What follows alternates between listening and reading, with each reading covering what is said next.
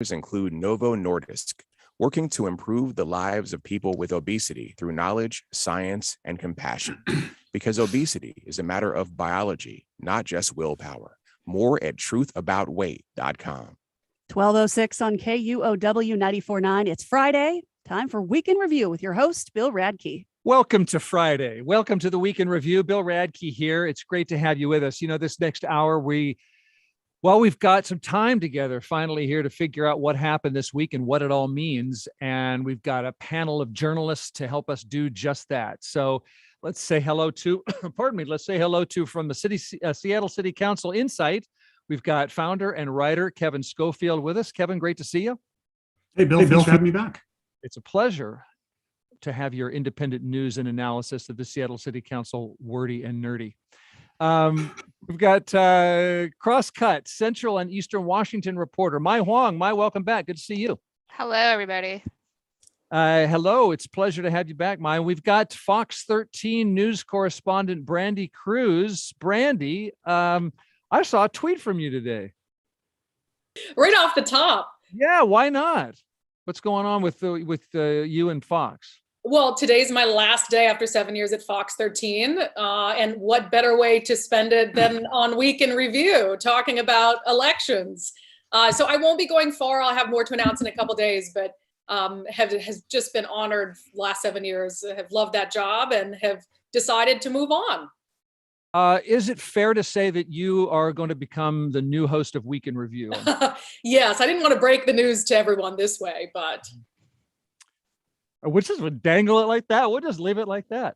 I have not heard that news myself, by the way. I'm just was just seeing if I can get a scoop out of Brandi. I can see my guests. By the way, I don't know if you noticed that my background has changed a little bit. I'm not in my bedroom. I'm at work. I'm back at work starting this week, 2 days a week. So I'm coming to you from the University District.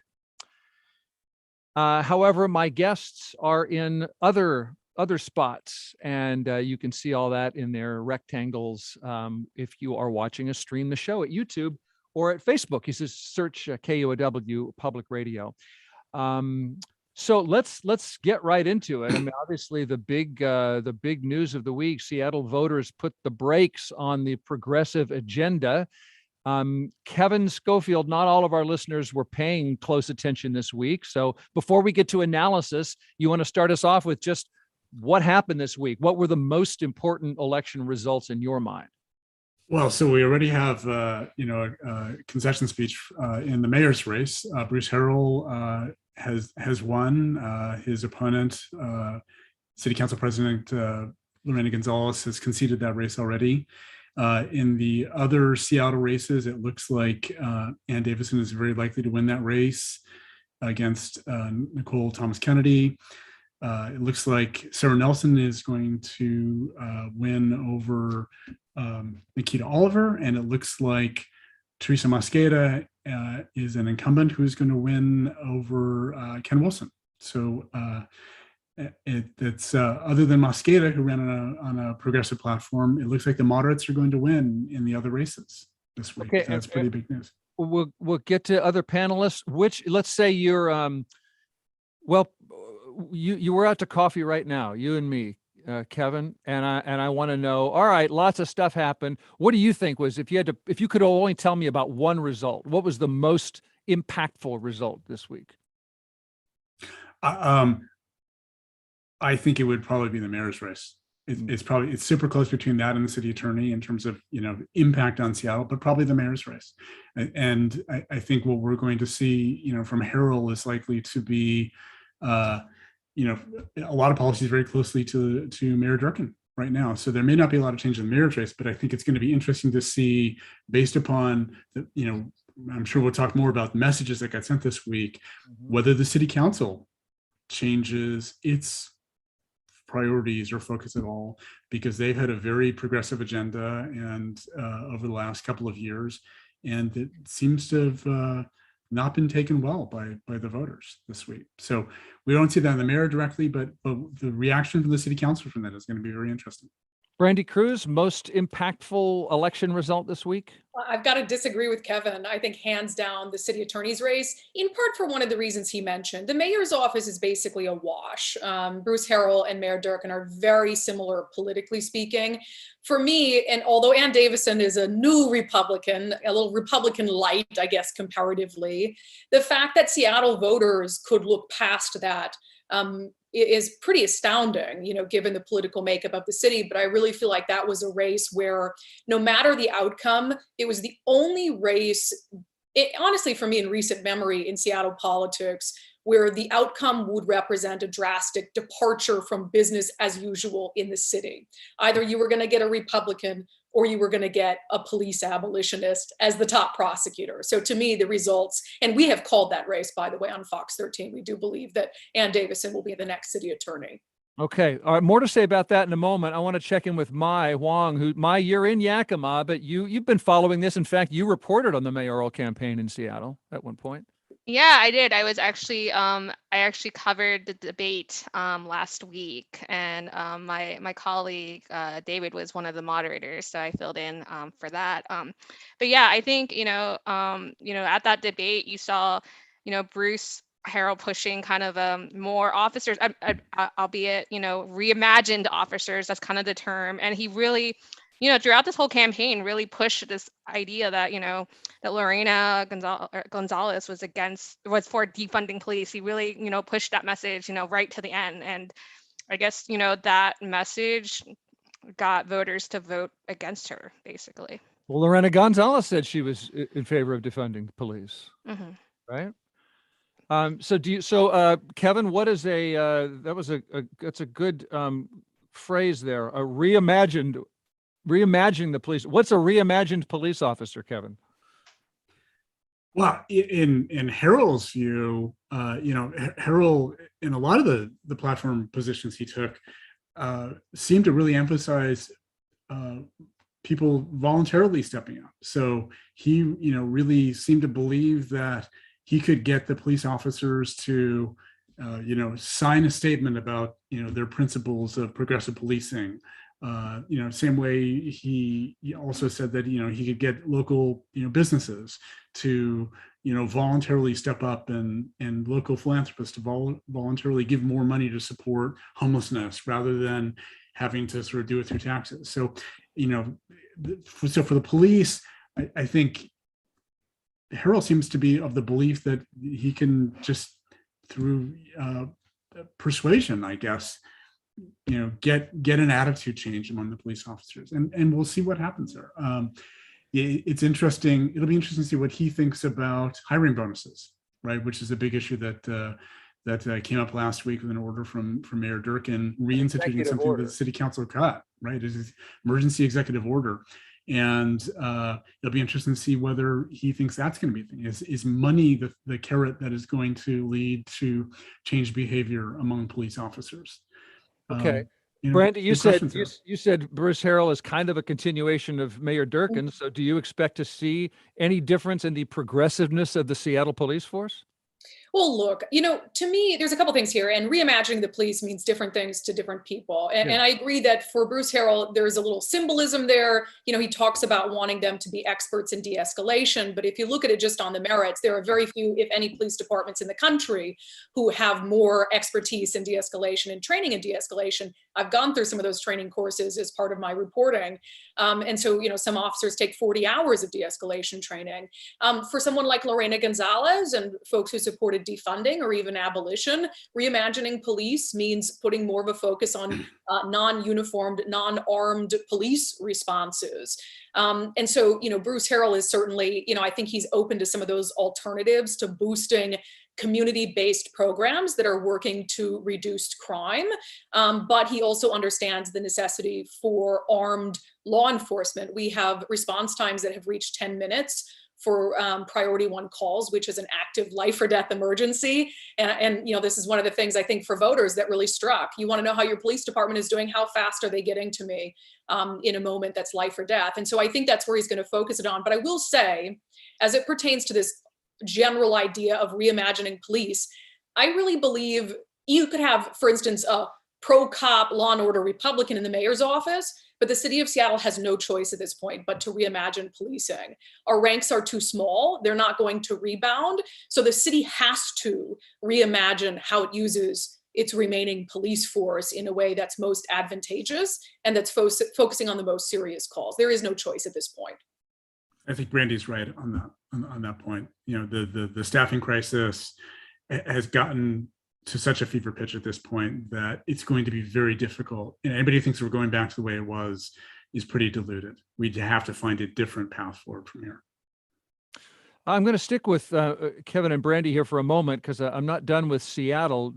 The new mayor said, quote, Bruce Harrell said, we're going to be very aggressive at moving people out of parks, out of playgrounds, and into housing. Is that true? Does he have the votes and the support on the city council to make that change? And where would those people go? Either of you? Well, we know that, thanks in part to coronavirus funding, there's been this buy-up of hotels. Now more than ever, we do have places to put individuals who are experiencing homelessness. Bruce Harrell, when he was on the council, did support what, the press refers to as sweeps. I don't love the term, even though I used it myself, just because it insinuates that no outreach was done before clearing a camp, which just has not been the case in the city of Seattle, unless it's an emergency situation. As far as whether he'd have the support from the council, this to me is going to be one of the most interesting takeaways from the election, is how the election results impact Seattle leaders who didn't run in the election, who didn't have a race in the election. When you look at the council, which right now is a 7-2 progressive majority, you have council members who ran in 2019 on the promise to hire more police officers, turned around in a period of 7 months and promised to defund, and then turned around and said, oh, I guess we can't defund. And so you definitely have council members who just sway with the wind, right? They check the wind every day, whatever way it's blowing. So I think you have council members who are going to see, okay, voters just rejected the more anti-police, pro-defunding slate of candidates. If I want to keep my seat, I might have to tone things down a little bit. Clearly, voters are upset with the homeless crisis, it getting out of control with crime. And so if they're smart, the council will take note of what the electorate wants and would take some steps to try to rectify those things under a Bruce Harrell administration. You mean if they're smart, they'll put their finger in the air and go with the way the wind is going? Well, they've already done that, right? I've seen flip-flopping in my career, but this is a council that flip-flop, flip-flop, flip-flops, right? And that's fine. But at the end of the day, if they're going to make a decision, right, and finally come to terms with who they are as politicians, their ultimate mission should be to serve their constituents. And I would argue that their constituents just showed loud and clear what their priorities are. And so, since they flip-flop back and forth so much, I know they don't have any issue changing their mind and their direction on things. So this might be a good time to listen to the electorate and to try to make some changes more in line with what the voting base wants. Yeah, the electorate is the wind. Yes, Kevin. Yeah, if that is, if these city council members want to get reelected in 2 years, they may decide, like many, their predecessors and the mayor, that they don't necessarily want that. But that aside, coming back to Bill's question on can Mayor Harrell make a difference on what's happening with the homeless population, I think it's important for us to remember that it isn't one thing, it's a pipeline, right? We start with outreach to get people into emergency shelters so we can stabilize them, so that from there we can move them successfully into permanent housing. We do not have anywhere near enough permanent affordable housing and permanent supportive housing at this point. So we, to some level have kept sort of increasing the amount of emergency shelter we have, but that's full. It's almost perpetually full because we just don't have places to move a lot of those folks out of from there, right? So at the moment, with our affordable housing full and our emergency shelter full, we can do outreach, but the number of people that we can actually get off the street is very, very low. Now, between now and the end of the year, there's some more emergency shelter that's going to come online. It is interesting to note that in the budget discussions for next year, the city council really doesn't have much in terms of more, expansion of the shelter. They can want to upgrade some stuff. But so, will Harrell be able to move more people off the street? Well, he's not going to have places to move them to unless he and the city council get on the same page in terms of creating a lot more emergency shelter, because the permanent stuff takes years to build. So is the city going to wait for those new shelter and homes, or the city's going to clear people out of encampments with nowhere to go? well, then we would really be going back to, what Brandi, called sweeps, right? Where we're just kind of moving people to other places in the city and not actually helping, really just sort of disrupting their lives. And there's, I think, while I think there's broader political support from the voters in the city to not do that, then there is necessarily for a lot of the other progressive positions around homelessness that have been, I think broadly people think, well, that is problematic. But I think what I've heard voters say is, no, let's get more emergency shelter in place, even if we have to get more creative about the ways we do that, so we can have places to get more of these folks out of the parks and off the sidewalks and off our streets. Okay. Yeah, and Seattle is a compassionate electorate. That's never going to change. But, I think in this election, to a certain extent, you saw where that compassion, where the line is. And even though I don't know that anybody really supports the general idea of moving homeless individuals from place to place, some of these places where, they have made encampments during the pandemic has been concerning as a matter of public safety. The Broadview-Thompson one, when you've got homeless shelters, taking over school property. I mean, these are the sorts of things that, okay, we don't want to sweep people from place to place, but you can't stay here. And to me, it seems like Bruce Harrell has acknowledged that he agrees with that he wants to make sure the parks are clear, sidewalks are clear, and things like that. My you're is in Yakima. We're going to say more about the east side of the state in a moment, but I want to check in with you. Any observations or questions about what you're hearing so far about the west side election? So I think the one thing that that I've heard my colleagues talk about is zoning. If I recall correctly, Bruce really pushed back against, I guess, major changes to single family. Is that right? So, I think that's gonna, and they're going to be in the process of working on, zoning in their comprehensive plan. So that could impact, the type of housing that's built in Seattle, and therefore, what's available for people who need housing. It's true. There's going to be a fight that's brewing right now for 2024 when the city redoes its comprehensive plan. It gets to do this every 8 years or something like this. And one of the big issues, and several of the sitting city council members have quite explicitly said they're going to do this, is they're going to move to change the zoning for what they call single family zoning, where you can basically just have one house on a fairly large lot, to allow for more of what they call the missing middle housing, where you can have duplexes and triplexes and small apartment buildings on a lot in single family residential neighborhoods today. Right now, in most places in the city, in residential neighborhoods, that is not allowed. And we've had a plan for the last 20 years that focuses that increased density in these urban villages, and that has basically caused a bunch of problems on its own. So there's going to be a move to expand that. Harrell doesn't sound like he's on board with that, and it has been a divisive issue. How divisive it will be in 2.5 years is a really, really good question, but that's one that's certainly going to affect the 2023 city council elections as well. It's going to be a big issue. Brandi, you identified the city attorney, and I think your dog agreed with you. I just heard that. My dogs were hearing Kevin, and they got very excited. Sorry about that. It happens, yeah. You identified the city attorney result, and Davison being elected instead of Nicole Thomas Kennedy. So how much of a change do you expect that to mean?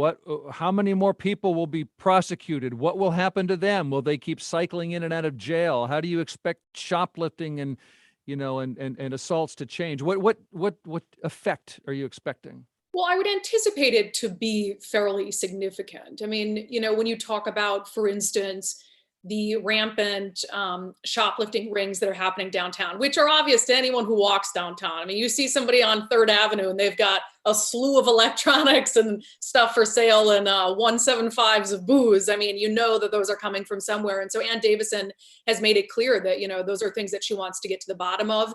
And to me, it has a much bigger impact than just, stopping, the open air selling of these items, but you've had businesses who are really either struggling to stay open downtown as a result of this, or who have already left downtown as a result of this. So that's an issue of economic revitalization and making sure that downtown remains a visitable place with lots of stores and shops for people to go to. So I anticipate that she would take a stronger stance on stuff like that. The issue of repeat offenders is going to be an interesting one to see how she deals with it, because she has said that she understands that it doesn't make a lot of sense to continuously prosecute someone over and over when there's an underlying issue that's not being addressed. And even Nicole Thomas Kennedy said this, and it's very common sense, where she said, the issue of repeat offenders shows that the current system isn't working.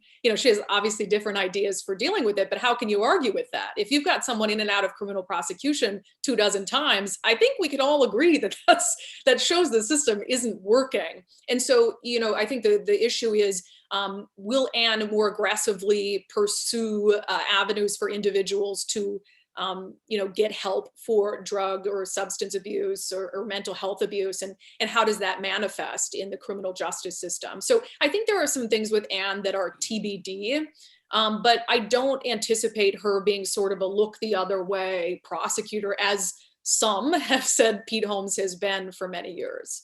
Well, Kevin, you when we were talking about homelessness, you said you thought that Seattle voters were not okay with what we've called sweeps. So would Seattle voters be okay with what we've come to call criminalizing poverty? Did electing Ann Davison, is that a clear message, or is that a choice of a Republican, or does that say more about their opinion about Ann Davison versus this one Nicole Thomas Kennedy? What's your read? Yeah, so my read on this is that it sort of gets into the nuances of what we like to call in Seattle our progressive values, right? I think there's in many cases broad agreement on our progressive values, but where the rubber hits the road is, you can stamp any particular policy you want as being progressive, but does it actually work, right? So we've been trying a lot of progressive policies, and some of them have been working and some of them haven't been working, right? The city council right now is very concerned, and they haven't named Ann Davison specifically, but they've all but named her and saying that they've been very concerned that if she becomes the next city attorney, which it certainly looks like she will be, that she won't have the sort of commitment and dedication to the kind of pre-filing diversion programs that Brandi was alluding to, where rather than filing another case against somebody who was arrested for shoplifting or something, we try to divert them in another program that will solve that underlying problem for them. We have an investment in those programs. They've been run on the city attorney office. Are they actually working or not, right? And it makes sense to pre-arrest diversion programs, to this great program the city has called LEAD, which seems to be working, is pretty expensive. They're trying to spin it up to be citywide next year as well, but there are also some people who are concerned that it's not as effective as we'd like it to be. So there's this ongoing question of how we evaluate these kinds of progressive policy initiatives, and do at some point, even if they meet our values, if they're not actually working, do we pull the plug on them? Yeah, and I would also add, I really believe that this idea of the criminalization of poverty and what that actually means has been the umbrella for that, I feel like, has gotten very large. I mean, just because someone is homeless and commits a crime doesn't mean that prosecuting that person is criminalizing poverty. If you've got someone who's homeless and they've committed a crime of violence or something like that, I mean, their status as an individual who is unhoused shouldn't have a lot to do with that, of course, unless there's an underlying issue related to mental health or substance abuse. And then, this idea that Nicole Thomas Kennedy floated of that we'd throw the book at someone for stealing a loaf of bread. No one in Seattle believes that we're doing that. No one in Seattle believes that we should do that. But that's a heck of a lot different than stealing 10 grand in electronics and hawking them on the corner of 3rd and Pine. And so when we talk about what does it mean to criminalize poverty, let's be narrow in the description of what that truly means. A crime of poverty to me means that, somebody's stealing food so that they can eat, so that they can live. And nobody is criminalizing homelessness, the simple act of living unhoused. There are homeless people who wind up in the criminal justice system for other reasons. And of course, there's a variety of ways that those cases need to be handled depending on what the crime is. But I feel like we've really put crimes of poverty under a big umbrella during this race. Okay, that's a good yes, Kevin. I was just saying, I disagree a bit with Brandi on this, because there have been real attempts to criminalize homelessness, right? We've moved away from that here in Seattle, but there are certainly here in Seattle and other places, there have been laws that say, you can't sleep on the sidewalk, right? Even if you don't have anywhere else to sleep, right? So, there is a history of attempting to criminalize homelessness. Right, but not here, not now. Less now, right? There are still absolutely voters in this city who would like to criminalize sleeping on the sidewalk. Peeing outside. We have to admit, and peeing outside and things like that. We have to admit that, right? There is a history, and is not entirely behind us of that. Okay, but and this is a great discussion to have. Just while we're weekend reviewing these elections, there's so much to talk about. We haven't talked about, Kathy Lambert on the King County Council, or the Port Commission, or the city of SeaTac, or lots of stuff. I want to pause there, and maybe we'll make time for that stuff. But my Hoang, you are in Yakima, which also I thought where voters had something interesting to say. They joined some other Washington state cities in saying yes to a ban on local income taxes. Would you tell us what's behind that? Or we could talk about Yakima and then this issue statewide too. Yeah, I mean, there's been, so obviously it's, well, maybe not everyone knows this, but earlier this year, there was a cap gains tax that was passed in the legislature, and a lot of conservatives really saw that as an open door to an income tax. If you look at Washington Policy Center and other, under conservative think tanks, that's kind of how they paint it. And so I feel like all these local bans are really much a response to that possibility. It's a preemptive move. I think in reality, would there actually be a tax that would go through those councils? I don't know, but I think it's just an attempt to say, we're not going to even make it the point of discussion. We're going to stop it at its tracks right now. So.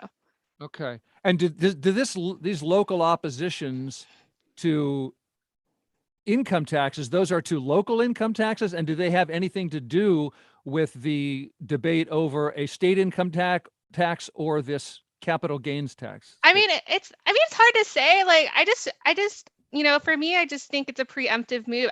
I don't know. It's hard to say if, what impact it would have on a state tax. Because I've been thinking about this myself. I really think it was just more of a statement, that we're not going to support an income tax.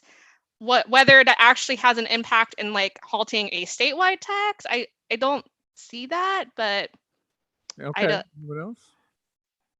Well, I think there's going to be, a message in these local votes to, the state legislators that are representing them, mm-hmm. right? Saying, that their constituents really don't support this, and right. It will be an interesting debate. It's certainly a debate that will continue to happen in the state legislature. I think just on the capital gains tax, it's going through the courts right now, and I think it's very likely that the courts will end up saying it's an income tax. Right? There's enormous precedent at the federal level and every other state, almost every single other state, saying that this capital gains tax is an income tax, right? This one that they passed was predicated on the notion that no, it's actually a different kind of tax, and I don't think the courts are going to buy that. So, and so it's going to come back to this whole question again of it's kind of at the state level, should we move to an income tax? And the thing that bothers me about this, when we see this over and over again, is while here in Seattle we like to rail against the regressive tax system we have in the state, and it is very regressive, we never actually try to change anybody's mind outside of Seattle and King County, right? If we really want a statewide income tax, or just even in general a more progressive tax system in this state, we have to go to the other side of the Cascades and talk to the folks there and convince them that it's a better idea than what's going on right now. We just don't do that. Although I will say that, when you look at other types of policies that start in Seattle and eventually make their way statewide. Some of them do, like the minimum wage. I mean, Seattle, SeaTac, those cities started out with, the $15. And then, yeah, granted, it wasn't to the same extent statewide, but, I think, if you have a bunch of communities passing a local income tax, for example, like it's going to become this patchwork. And then, it gets to the point where state officials are like, well, we don't want to deal with a patchwork. We'd rather have something consistent. And that's what happened with minimum wage. So it could happen with the income tax. But I think at the same time, though, having these local communities say we don't want one, also might create an effect the other way as well. So yeah, those are great points. Yeah. Yeah, and I agree with Kevin that, I don't want anybody to perceive this as me advocating for an income tax, but there isn't a good, when they talk about that and why an income tax would be important, they need to talk more about the other taxes that they would do away with to get rid of the regressive system and really put that into dollar and cents for people in terms of, what would you pay under an income tax versus what you're paying under the gas tax and the sales tax, and what does that mean for you? And so I think if there was a better effort to do that, and really make people understand the dollar and cents of it, it could be more effective. And again, you need to do that outside the city of Seattle. And as far as these, what really are symbolic votes to, against the income tax, it matters where those are happening. If they're happening in areas that have Republican leadership in Olympia, that really doesn't mean very much because those aren't the areas or the legislators that would support an income tax anyway. Yeah, I mean, definitely on Brandi's point about, I think, when you look at like local communities are finding other ways to get money. I mean, if it's, whether it's a, license plate fee or any number of fees. And so, I think that's a good point, is explaining to voters like, okay, you might not have an income tax, but you have local communities kind of, slicing you in like little pieces, through these fees. And I think that is worth saying. Like if you outline like, okay, here's how much you spend, and maybe an income tax doesn't sound so bad. It's at least consistent and it's not, cuts by, death by many cuts. I want to ask you about one Yakima specific election result. So many of us have gone virtual through the pandemic, and apparently a Yakima City Council member has tried to do that in a way, and the voters finally had something to say about it. Yeah, so the Yakima City Council has gone virtual during the pandemic, and basically Jason White, he's one of the city council members, he was very against pandemic restrictions and against meetings going virtual, so he stopped going to them. Now that's virtual. Yeah, he's a council member. Yeah, well, no, it was like, that was his point. Was like he said, he felt like that, it was not, fair to, not meet in person. And so he's trying to make a statement. And so he kind of started, during the pandemic, instead of going to meetings, he just started actually making statements on his Facebook page. And that's how we heard from him basically for a good year and a half. And there were so many attempts, there were a legal attempt to recall him, but because there was nothing in the book that said, hey, you can't, kick out a council member over meetings. There was nothing in the rule book. So that's why we saw this particular issue come up in this election. And voters finally said, you got to show up. Yeah, you have to go. You actually have to do your job and go to meetings, believe it or not. Okay, before we leave elections, as I said, there were a few other results that we haven't discussed yet. Any that are big deals to any of you? Well, I mean, the Kathy Lambert one is a big deal just because she's had that position on the King County Council for such a long time. And I don't really know, to what extent the mailer, the infamous mailer, is responsible for that. She had the mailer that some people deemed a little more for those who weren't following the Gamai Zahalai, et cetera, mailer. Yeah, so Kathy Lambert's campaign sent out a mailer. This was a few weeks before the election, and it depicted her opponent, basically called her a socialist puppet. And on it, Jermai Zahalai, who's a King County council member who is Black, is depicted sort of as the puppet master. And he's got a bow tie that's been photoshopped onto him. And people said it was racist. Kathy Lambert, lost her leadership positions over it on the council. The Seattle Times took its endorsement back of her. And so I honestly don't know how much that played a role, or if people were just frankly ready for someone new on the council. I mean, that is a long time for someone to be in a position, but I'm sure that the mailer didn't help. Kevin, did you think that was a voters becoming more progressive move in King County, or just more about Lambert or the mailer or something specific? I think it was both. I think, it was pretty clear that it was going to be a tighter race than Lambert had in the past. And that just kind of pushed over the edge. I do think it is interesting when you look at King County and the King County Council that, the other incumbents running for reelection, I think all of them running against more progressive candidates are all easily soaring to reelection, right? Rod Nabowski, Pete von Reckbauer, Dave Updegrove are easily cruising to wins right now. I just pulled up the results and looked at it again, and yeah, it's easy for all of them. So the Kathy Lambert one is really an outlier. Dow Constantine also looks like he's going to get reelected. At this point, that one will probably tighten again when they release results this afternoon, but it looks like he's got a pretty comfortable margin at this point on that. Okay, that's we've spent most of our hour on elections. Can we,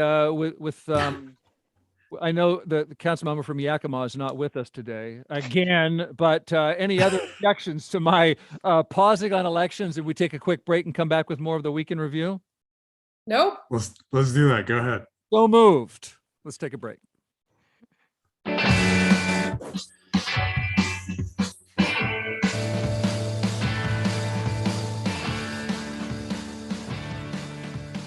Support for KUOW comes from the law firm of Miller Nash. New name and website with the same commitment to serving the legal needs of businesses and communities throughout the Pacific Northwest. More info at their new website at millernash.com.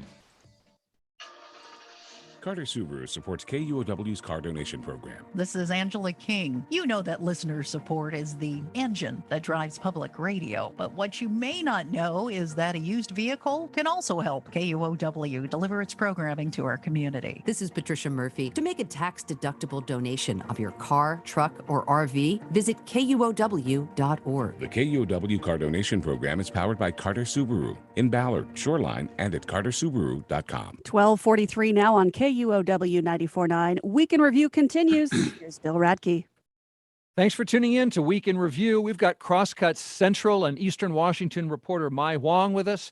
We've got Fox 13 News correspondent Brandi Kruse, soon to no longer be at Fox 13 News, as she told us, and from Seattle City Council Insight, the founder and writer Kevin Schofield, joining you to mostly talk about elections so far, understandably, but let's catch folks up on the pandemic, as we always do. What was the biggest thing this week? The vaccine was approved for kids aged 5 to 11. That's a big deal in my particular family. Anyone, what do you think? What are experts saying about what that's going to do to infection rates? Anything to say about the little ones getting shots? Yeah, I think the little ones getting the shots is a big deal. According to King County Health, there's about 180,000 kids in King County aged 5 to 11 that are all now eligible. That's about 8% of the population of the county. So if we were to magically get them all vaccinated, right now we're sitting at, about just shy of 72% for the population as a whole, fully vaccinated. So that could push us to 80%. And, that alone will help sort of getting us, deeper into the herd immunity, region. But it also cuts out a big vector right now for spread of COVID, which is elementary schools, right? And, and after school care, right? Having that set of kids vaccinated will really, I think it'll make a significant difference think what it do for the upcoming holidays, right? If over the next month we could get just a ton of those kids vaccinated and really drive down the case rate, because right now we're still case rate it seems to, it's been going down. It seems to be stalling out both nationally and in King County and in Washington State. Still well above the levels that we had pre-Delta back in July. It would be amazing if for the holidays we could get it back down to the pre-Delta range, and that this could really make a big difference in getting us there. Okay, kid shots could help to the extent that vaccination also prevents spread. Brandi, not everybody's going to vaccinate their kids, though. Yeah, and it was really interesting. I saw this King 5 poll where they polled parents and non-parents. And the non-parents supported kids getting vaccinated more than the parents did. So it'll be interesting to see, because we also do know that kids are much less likely to get seriously ill or hospitalized or die from COVID. So parents might make a different decision for their kids than they made for themselves on the vaccine front. What I'm also interested in, one of the reasons that Governor Inslee, Dow Constantine, Jenny Durkan gave for some of the vaccine mandates is that, adults and people who were eligible for the vaccine should get it because kids could not. And so now that you have children who are going to be able, the ones whose parents want them to get vaccinated, what does that mean for some of these mandates that have been in place? Once you've given them ample time to be able to get the vaccine, to be considered fully inoculated, is that now you're going to start to peel back some of these mandates that you've put in place, you said, because kids could not get vaccinated? So I'm very curious to kind of have that follow-up conversation with elected leaders maybe 2-3 months from now and revisit some of the rationale for some of the mandates they put down. Mai, do we know whether the COVID vaccine will be mandated for these younger kids if they want to go into schools, a la smallpox, et cetera?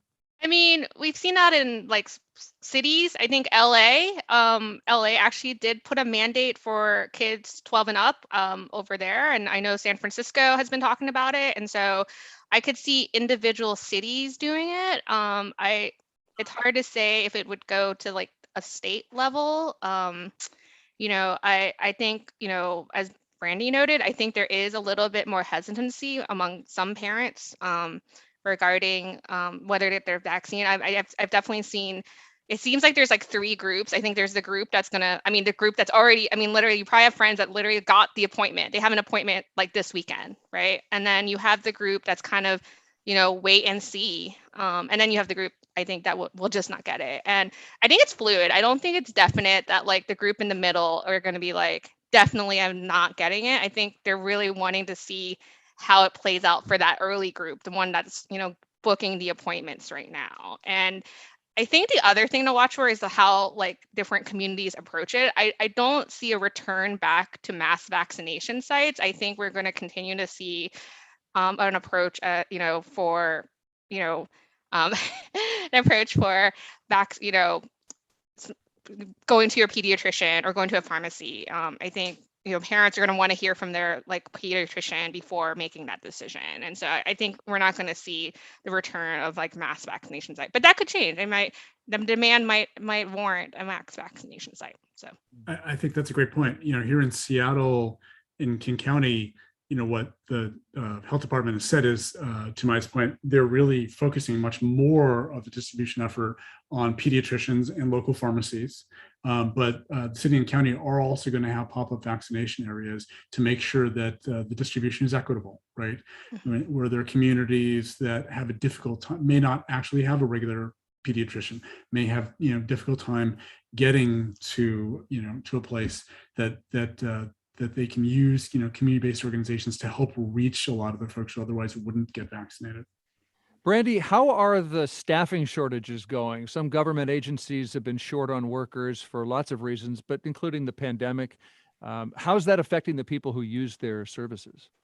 Well, I know that, and forgive me with the election this week, I haven't touched base with SPD and SFD to see how things are going, but we already had low response times. And so you have a lot more overtime. And this is something that Mayor Durkan alluded to when she did the emergency order authorizing some pretty sizable hiring bonuses for officers who come in. They've had at the 911 center, I believe, a 40% increase in overtime spending, and have, the mayor acknowledged that the addition of the vaccine mandate and jobs that were lost has exacerbated that. And so this is going to become, you might not notice it right away as citizens in response times. I mean, they're already bad, but, and even worse response times. But you probably don't think very much about how much it's actually costing to get all of those shifts filled and to make sure that people are there. And so, there is a high cost to being short-staffed for the taxpayer. And that's something that I think it'll take a couple months to fully realize. Kevin, any signs staffing shortages are going to ease? I'm not sure that there are signs yet. If I were just to personally have to go to Vegas and bet on this, I'm suspecting that it's going to be short-term, right? Because, while folks, individual employees may be taking a stand on this right now, they're eventually going to need a job, right? And the vaccine mandates are going to be far more widespread than I think they think they are. I think they may still be thinking that it's going to be easy for them to go find a job somewhere else. It's not going to be easy for them to go find a job somewhere else where they don't. You look at the federal mandate right now that the Biden administration has just put in for companies, right? So, if you're thinking, I'm going to, take a stand and quit my job and not get vaccinated and I'm going to go find another job, I don't think it's going to turn out to be that easy at all. I think it's unfortunate, though, that some of these mandates came out in such a tiered way, because you could have a police officer or a firefighter who says, that was one of the first things. And they came out and they said, well, yeah, I'm going to quit and I'm going to go work somewhere else. And then mandates keep piling on. And every day their possible job pool dwindles. And, had there been a full picture at the onset of just how many occupations and stuff would require a vaccine mandate, or that the government would mandate, they might have said, okay, I'm going to have to get one anyway, so I'll get one and I'll stay with my job at SPD or SFD. So I can see some frustration there about being, gosh, I quit my job because I thought I could go somewhere else and now I can't. Yeah. Brandi, are you leaving Fox 13 because of a vaccine mandate? No, did you ask that because I work for Fox? No. I am fully vaccinated, have been at the earliest available opportunity. And so that is definitely not the reason. No, just curious. That was a coincidence. So Brandi's with us. We've got Kevin Schofield, possibly from Las Vegas. We've got Hoang is in the Las Vegas of Washington State. Palm Springs. Sorry, Palm Springs. And will you tell us, will you be our Cosmic Crisp correspondent when we come back after a short break? Yes, sure. Stay tuned for more Week in Review. By the way, we're live streaming.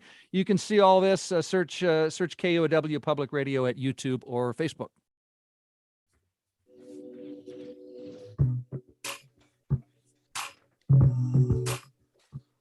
Support for KUOW comes from Kyoto Art and Antiques. Their Georgetown warehouse is now open to the public through November 7th, featuring Japanese art and antiques, including textiles and furniture. Masks, social distancing, and room capacity protocols will be followed. Directions and hours at KyotoArtandAntiques.com. 52 degrees now in Seattle. A few scattered sun breaks, but scattered showers as well.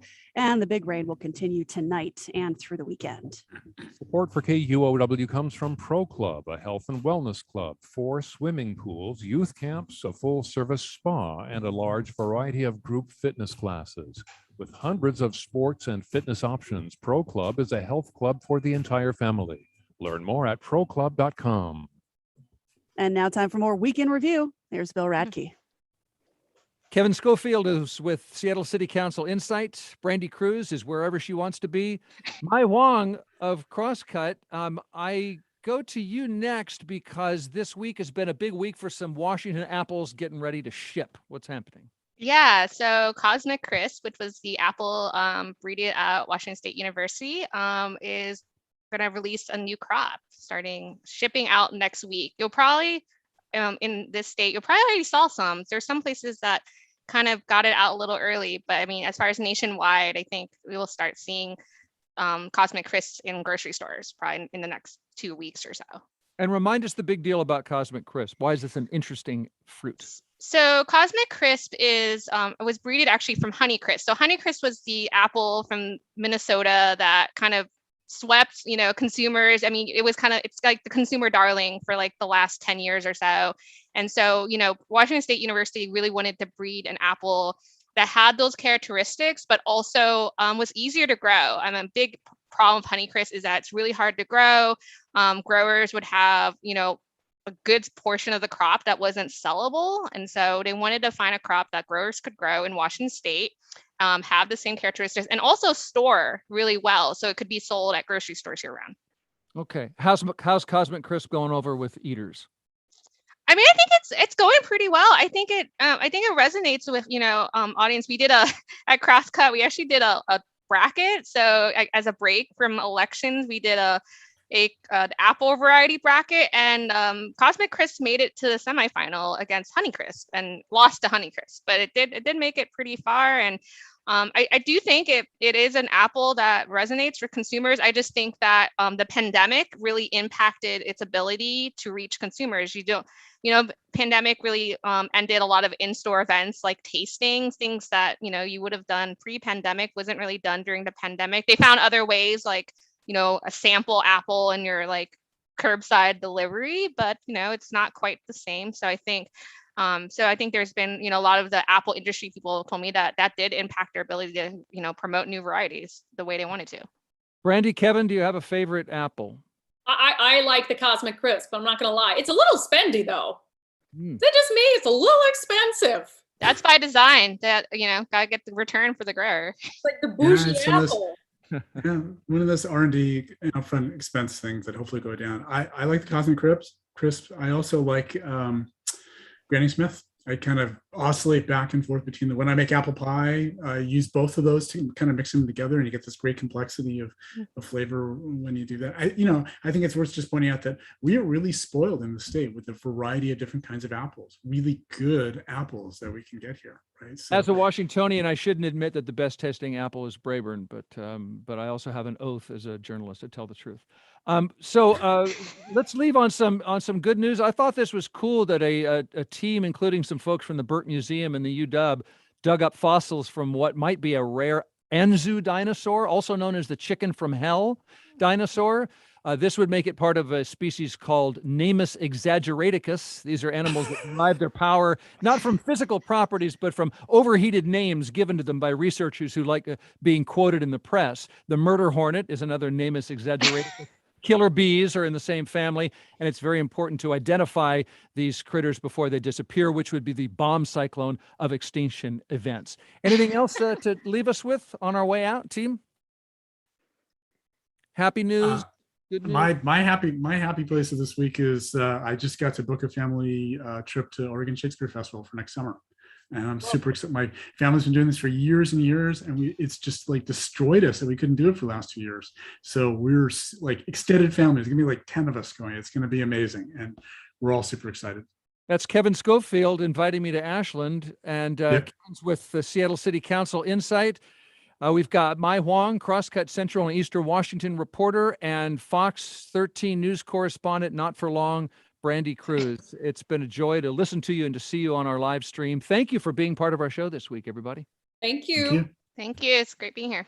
Yeah, looking forward to hearing all your updates here pretty soon. Thanks for joining us on the YouTubes or the Facebooks and searching KUOW Public Radio, and the folks who make that possible, Tio Popescu, Juan Pablo Chiquiza, with our social media and live streaming genius. And thank you to Sarah Leibovitz and Alec Cowan, who produced this program. I'm Bill Radke, and we're going to learn more about who's going to be in office and what they plan to do and how they plan to do it. So join us. Should be another interesting week here in the Puget Sound area, and I hope you'll join us again in another week.